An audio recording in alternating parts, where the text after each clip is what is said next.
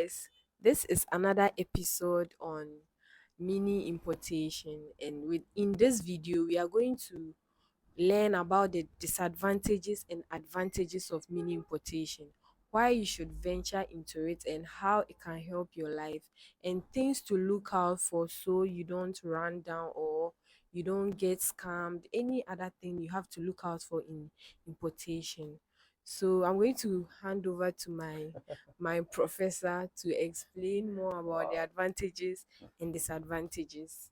So we are starting from advantages. Well, with importation business, one of the advantages in importation business is it serves as a side hustle.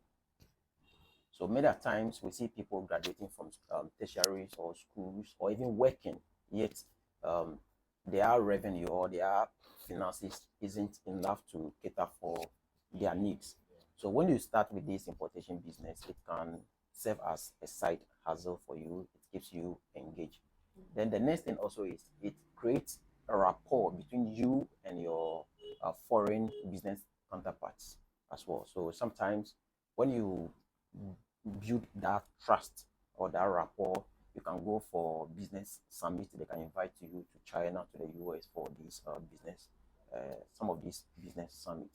And one of the advantages in importation business is when you brand yourself or you package yourself so well, you can get contract or deals from companies within your own country where you will serve as a procurement agent to the companies. The classical example is this mining industry. Yeah. So sometimes they can ask you to be their reps or to be supplying them with products.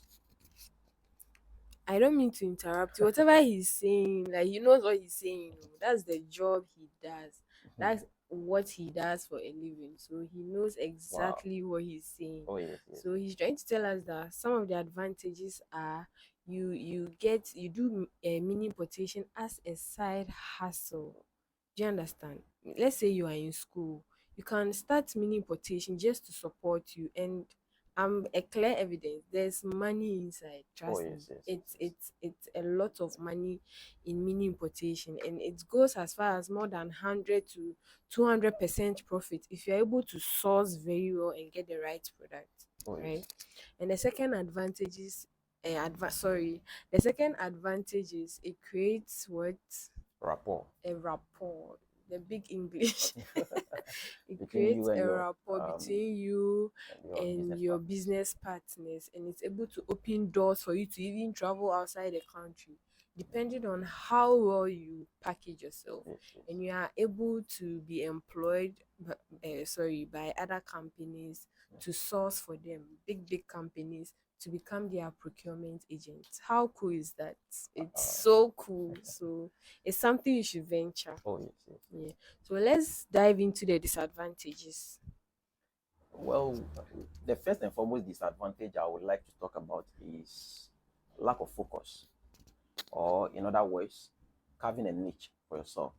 A lot of people have heard about importation business and they think it's anything they can just jump into it without sitting down to carve a niche, a well-defined niche for themselves.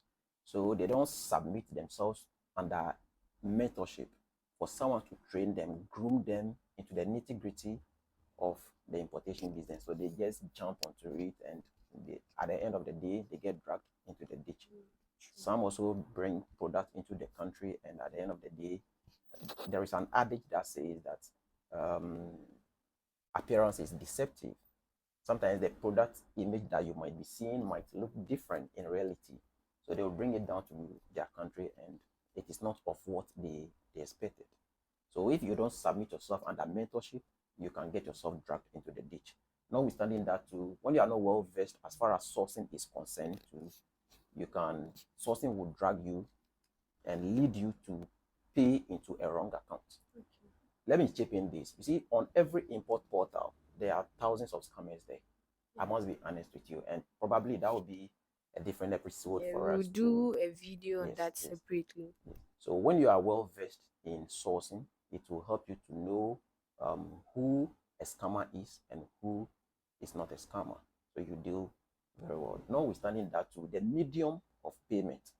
The medium of payment is also another thing that can make you cry and it can also make you smile. just like money smart.